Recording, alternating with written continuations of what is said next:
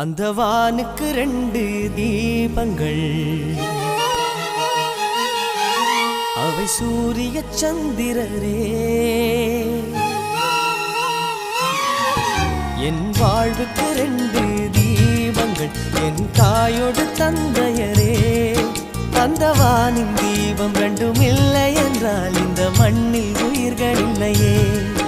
என் பாச தீபம் 2ம் இல்லை என்றால் என் வாழ்வில் ஒளியும் இல்லையே. ஒரு தாய் தந்தை போலே உலகில் உறவில்லையே. தாய்தானே